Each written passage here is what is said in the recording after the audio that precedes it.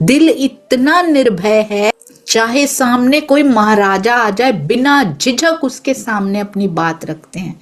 आपको पता है सुंदर सा जी, ये कहा जाता है यदि सच्चाई का साथ देने की ताकत यदि आपको बख्शी गई है, और जब हमारे पास ब्रह्मवाणी हो सुंदर सा जी, और ब्रह्मवाणी हो पर आपको उसकी समझ भी आ रही है, हम उसका मंथन भी कर रहे हैं, सच्चाई की ओर खड़े होने का बल होते हुए भी कोई ना बोले, कोई ना सच्चाई की ओर खड़ा रहे सुंदर सा जी, तो उसका वो बल छीन लिया जाता है। बल छीनने का मतलब क्या होता है? ऐसा नहीं कि बोलने की ताकत चली जाती, आवाज चली जाती, नॉट एट ऑल। ये तो बाहर की बातें हैं, अंदर से बल छीन जाता है। अब आप बोलेंगे भी तो किसी पे असर नहीं होगा, असर खत्म हो जाता है बात का।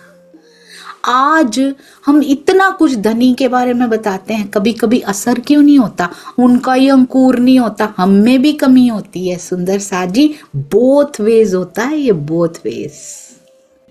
तो ये बल को छीन लिया जाएगा। कहीं ऐसा ना हो कि इस लिमिट के बाद ये बल ही चला जाए, यानी कोई सुने ही ना फिर हमारी बात। ये बल खत्म हो जाएगा, उसको यूज कीजिए और बढ़ाइए सुंदर सा जी। सच की तरफ खड़े होने का बल, चाहे सामने कोई भी खड़ा हो, पर सत्य की तरफ खड़ा होना शुरू कीजिए।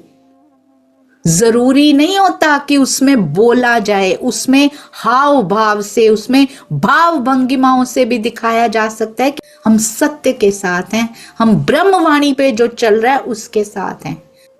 यहां तक कि घर में भी आपकी बात सुनने वाला कोई नहीं होगा, माया में भी वो बल चला जाएगा। और ये चला गया क्या फर्क पड़ता? माया में चला जाए तो हमें फर्क पड़ता है।